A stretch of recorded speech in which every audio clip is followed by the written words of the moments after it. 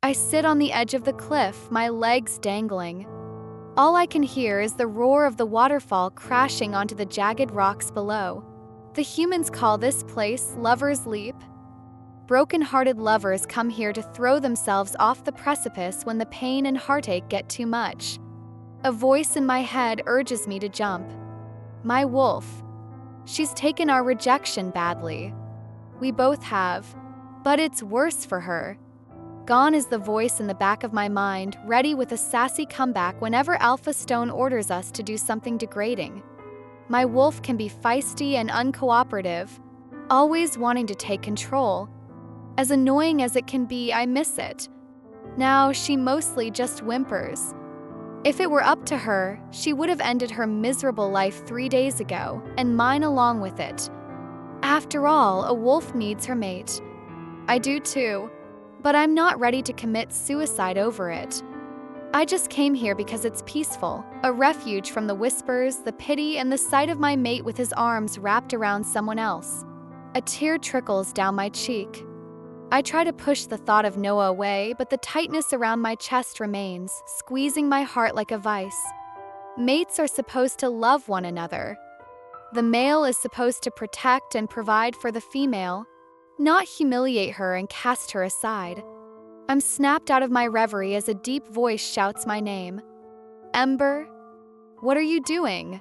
I turn and spot my brother Oliver hustling up the hiking trail toward me. Panic masks his face. Force a smile, but I'm sure he can tell it's forced. Don't worry, Oliver. I may be weak, but I'm not weak enough to jump. I don't tell him that if my wolf were in control, we would have jumped already.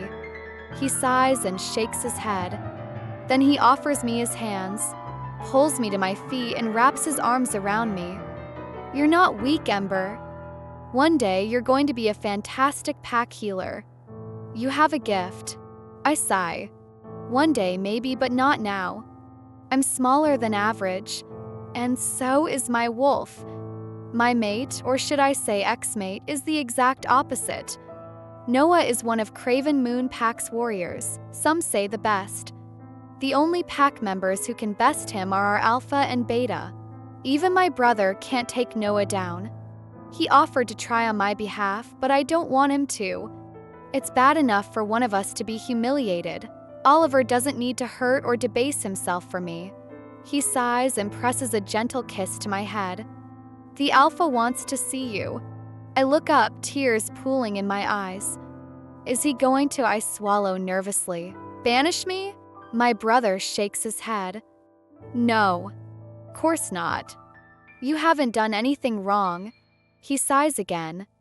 If anyone needs banishing, it's fucking Noah. Just the mention of his name makes my heart crush a bit more.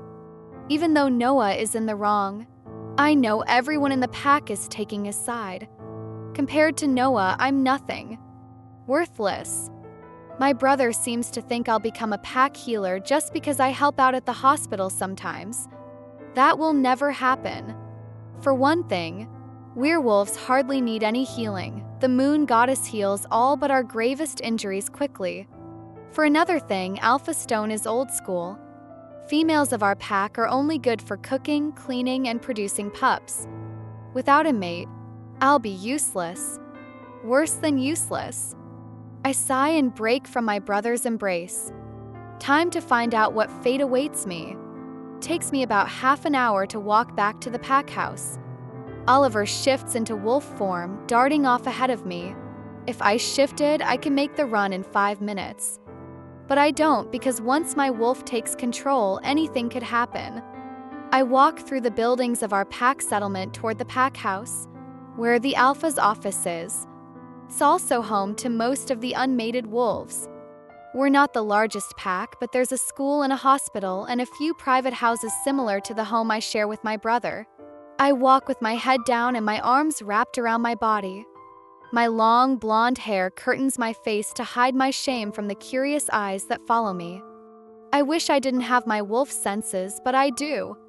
Even though people avoid me, I can still hear their whispers. Look, it's her. Her mate rejected her. Not really surprising, is it? She's so small and weak. I try to block them out.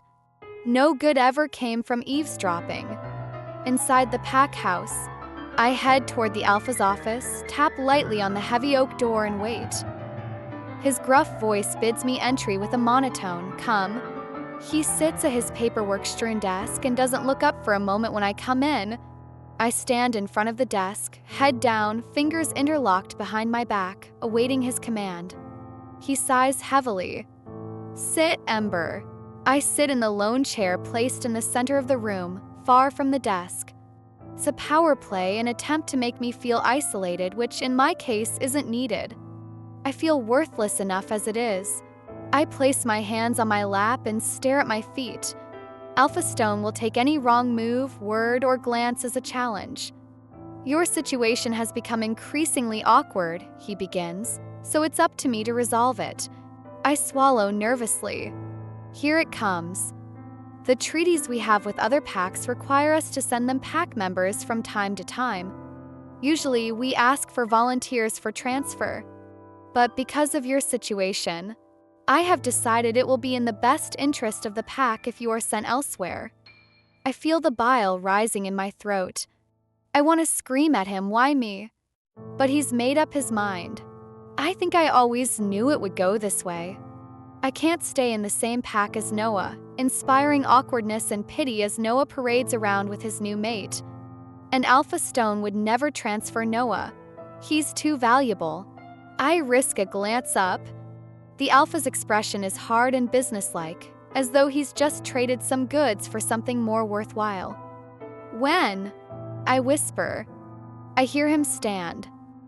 "You have 1 hour to say your goodbyes and gather any personal belongings." I stand. My legs feel like jelly. "Where?" "Which pack?" He clears his throat. "The DarkMoon Pack." My head starts to spin, and my legs almost give way beneath me. I quickly bow. "Yes, Alpha." I turn and leave his office as fast as I can, breaking into a run as soon as I shut the door behind me, desperate to get outside the pack house before I vomit. There's little in my stomach to come up, but I eject a thin stream of burning bile onto the soil. Then I drop to my knees and cradle my head in my hands as the tears begin to flow. Rumors abound of the DarkMoon Pack and their warmongering Alpha, Damon Scopus. Even his name sends a shiver down my spine. Alpha Scopus's pack is the largest because he forces all the other packs to send him wolves, usually warriors. Keeps his pack strong and weakens the others. Everyone says Alpha Scopus has a short temper. People who anger him either end up killed or so badly injured that they can never fight or hunt again. If my wolf wanted us dead, she will probably get her wish. I head back to the house I share with my brother. It's only us there. Our mother died several years ago, and our father died soon after, pining for his mate. Oliver sits on the porch, his head in his hands, but as I walk toward him, he looks up at me. That's when I realize. "You knew. You knew and you didn't tell me." "How long?" Oliver sighs. "It's not as bad as you think. It'll be a fresh start." My mouth hangs open at his words. "You know where Alpha Stone's sending me?" Oliver frowns and shakes his head. "He just told me he was arranging a transfer. It's not like you and I won't be able to see each other. Most packs allow family visits. I know ours does." I stare at him and shake my head. "This is goodbye, Oliver. I'm going to the DarkMoon Pack." All the color drains from my brother's face. He jumps up and rushes over, wrapping his arms around me. I want to push him away, but I don't. These might be the last moments we get to spend together. "When?" he whispers, his voice cracking slightly. "About an hour," I whisper back. He sighs and squeezes me a little tighter. "I thought we'd have more time." I don't answer. I just let him hold me as the tears trickle down my cheeks. Perhaps I should have let my wolf throw us off the cliff after all.